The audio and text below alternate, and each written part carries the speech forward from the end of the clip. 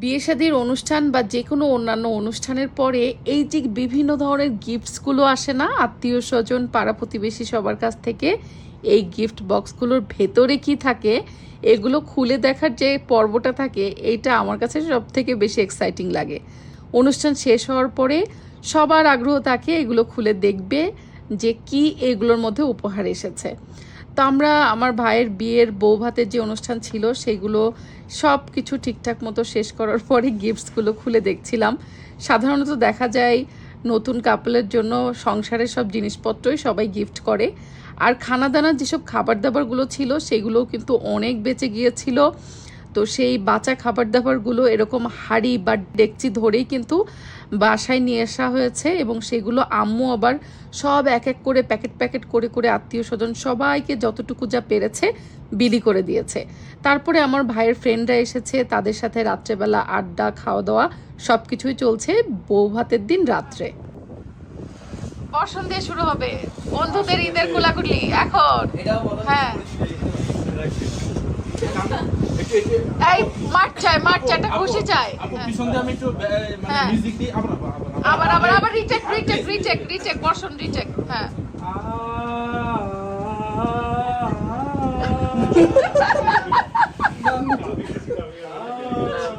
আচ্ছা এবার নেক্সট শ্রাবণ ওঠো, শ্রাবণ ওঠো।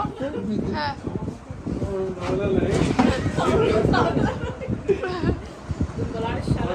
আই সোহান আসো নেক্সট।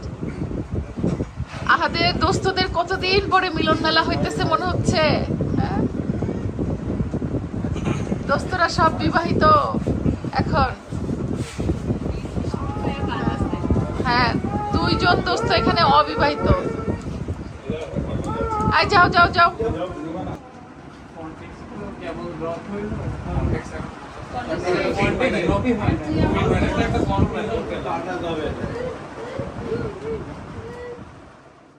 পরদিন সকালবেলা আমাদের প্ল্যান হলো খাওয়া দাওয়া আড্ডাই সব কিছু তো চলছে, এর মাঝে সবাই যে আমার কাজিনরা প্লাস যেহেতু আমাদের নতুন বউ সে কুষ্টিয়া কখনো দেখেনি, কারণ আমাদের নতুন বউর বাড়ি তো আসলে কুষ্টিয়া না, কুষ্টিয়াতে প্রথমবার এসেছে। তো আমরা সবাই মিলে ভাবলাম ঘুরতে চলে যাই কুষ্টিয়ার ঐতিহাসিক যে জায়গাগুলো আছে, যেখানে আসলে অনেক দূর দূরান্ত থেকে মানুষজন দেখতে আসে সেই জায়গাগুলো। কুষ্টিয়াতে যেমন রবীন্দ্রনাথ ঠাকুরের কুঠিবাড়ি আছে, লালন শাহর মাজার আছে, মীর মোশাররফ হোসেনের বাস্তুভিটা আছে, এরকম আরও বেশ অনেক ঐতিহাসিক জায়গা কিন্তু কুষ্টিয়াতে রয়েছে। তো যাওয়ার পথে আমার ভাইয়ের স্কুল কুষ্টিয়া জেলা স্কুল দেখালাম, তারপরে কুষ্টিয়া মেডিকেল কলেজ হচ্ছে, কলেজ অ্যান্ড হসপিটাল, সেটা দেখালাম। তো আসলে কুষ্টিয়া আগের মতো একদমই নেই। আমি ছোটবেলা থেকে এই জায়গাটাতে বড় হয়েছি, আমার জন্ম বেড়ে ওঠা সেই মানে আমার প্রাণের কুষ্টিয়া।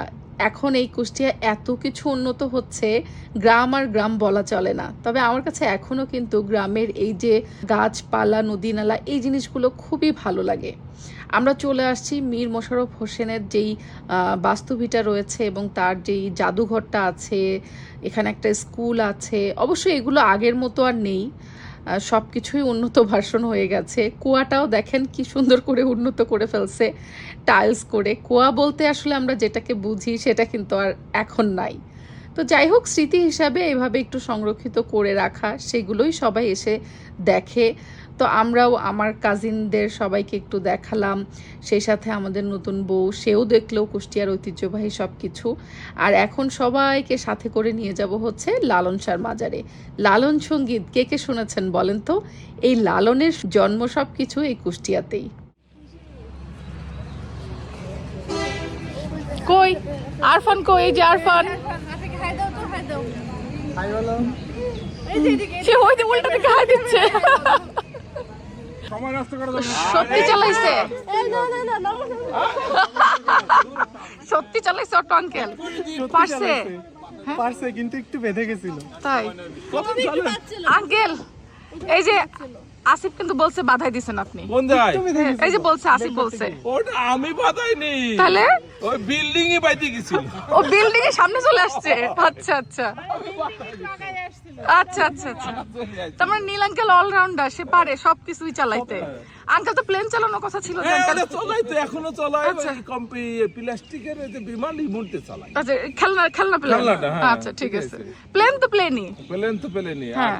আর যেটা চলাই মাঝে মধ্যে যদি ডিস্টার্ব হয়, তা আমার গাড়ির উপরে একটা প্লাস্টিকের বিমান নিয়ে চলা দেবো।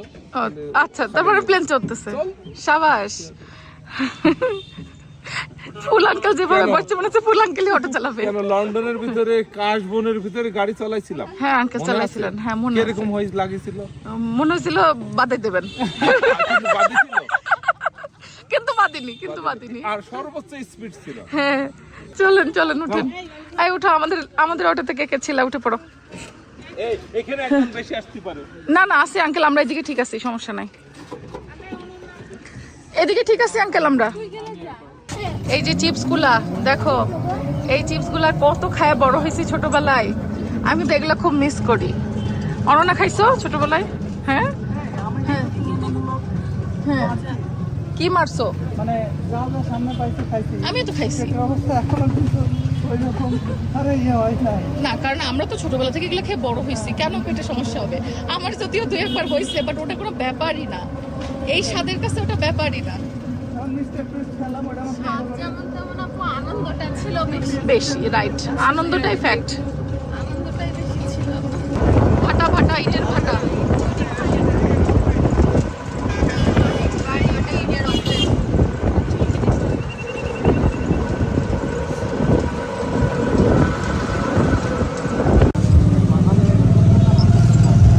আমরা এখন গল্প করতে করতেই চলে আসলাম হচ্ছে লালন শাহের মাজারে, কুষ্টিয়ার ঐতিহ্যবাহী প্লেস। ওকে একবার ভিডিও কলে দেখাইছিলাম। আচ্ছা, তারপর? আমরা সবাই আমার ফ্রেন্ডরা মিলে আসছিলাম। হ্যাঁ, মাটির জন্য কি কি আছে? মাটির হাঁড়ি পাতিল। ছোটখাটো জিনিসপত্র, আচ্ছা। তারপরে ওই যে একতারা, নিয়ে যাবো। আচ্ছা, ওর দেখে পাগল হয়ে গেছে। হ্যাঁ, আরেকটা অটো বর্ষার একার জন্য। আমরা কোথায় আসছি জানো সেজা? কোথায় আসছি বলো তো? সেজা তো জানে না, সেজা মনে হয় প্রথমবার আসছে। হ্যাঁ, লালন শিল্পী ছিল, এটা লালন শাহর মাজার বলে এটাকে বাবা। এই যে আমরা একতারার সামনে ছবি তুললাম নাকি? এই যে দেখো, এই একতারা লালন সাইজি বলে উনি এটা দিয়ে অনেক সঙ্গীত, অনেক কিছু রচনা করছে। তুমি শোনোনি লালন সঙ্গীত? এইটা না, এটা প্রতীকী। লালন সঙ্গীত তো শোনার কথা। নীল আন্টি কি এখানে প্রথম আসলেন? হ্যাঁ, আসছেন এর আগে? আর ফুল আন্টি তো অনেক আসছেন। আজকে আমার নীল আন্টি নীল ড্রেসই পরে আসছে, আর ফুল আন্টি ফুল ড্রেসই পরে আসছে। একদম মিলে গেছে, বুঝছো? কেমনে মিললো? হ্যাঁ হ্যাঁ, তাই তো মিলে গেছে। নীল, হ্যাঁ, হালকা নীল, হালকা নেই, প্যান্ট আছে। ওই যে অনেক পুরাতন হয়ে গেছে তো, এই জন্য রং উঠে গেছে। হ্যাঁ, কালার। বয়স হলো আমার জন্মের আগে আব্বা কিনে রাখছে। আরে আঙ্কেল, এটা একটু বেশি হয়ে গেল। মুরব্বি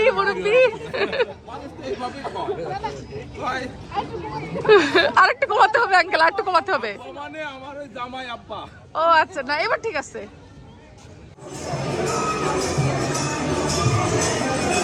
এই যে এখানে গান বাজনা হয়, লালন সঙ্গীত।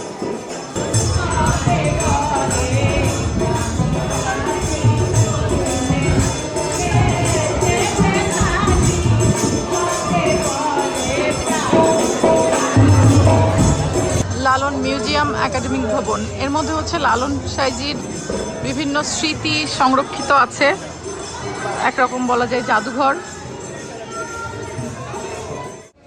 আরফান, আছো আছো আছো ভাইও আছো। হ্যাঁ, লেগে গেছে, বেঁধে গেছে।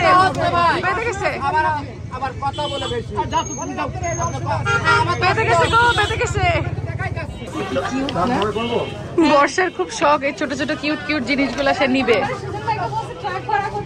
লালন শাহর মাজারের বাইরের দিকে, মানে জাস্ট অপোজিটে এগুলো পাওয়া যায়, খুব সুন্দর সুন্দর জিনিস। এগুলো নিয়ে যেতে পারো ওর ইয়ে আছে। হ্যাঁ, এটা হচ্ছে কুষ্টিয়ার বিখ্যাত তিলের খাজা। বর্ষা, এই যে দেখো, দুটোর মধ্যে পার্থক্য কি মামা? এই 93 ওইটা পুষ্কার অরিজিনাল খান আর এটা যে কারেকশনের দিয়ে পাওয়া হয়েছে না, এটা তো ভালো না, এটাই তো ভালো। হ্যাঁ, জিআই পণ্য বলতে না জিআই পণ্য বলে কাকে কাকে বলো মামা 40 টাকা পিস এগুলা? এইটার মধ্যে কি এটা মটকা? এটাও কিনের খান মাটি খান এটা কি শক্ত হবে না নরমটাই? নরম ওই যে একটা শক্ত ধরনের ছিল না মামা, কটকটি, ওটা নাই? কটকটিটা তো মজা মামা, কটকটি দেখেন না আন্টি? মামা এই যে এটা কি কটকটি? না না, না, না। আপনি ওরে পারিশ্রমিক দিবেন, আপু আমার দিবেন। হ্যাঁ, এটাই বা আচ্ছা। আর কি লেখা ছিল না? আমি এটাই নিই। যদি খুব দাঁতের ব্যায়াম করতে মন চায় ওইটা খান হ্যাঁ আমি এই জন্যই নিই। এটা কি শক্ত শক্ত হবে? ও, দাঁতের ব্যায়াম করতে ইচ্ছা করলে এটা খেতে হবে। আচ্ছা না, এটা না, একটা আর কি নিবা? আন্টি কি নিবেন? কোনটা নিবেন আন্টি? এই দেখো আন্টি লাভ সম্পর্কে ধরছে। হ্যাঁ রবিন আন্টি? আচ্ছা আমরা নেই, তিলের খাঁচা নিয়ে যাই। আর আমি ভাবছি তিলের খাঁচা ইয়েতে নিয়ে যাবো।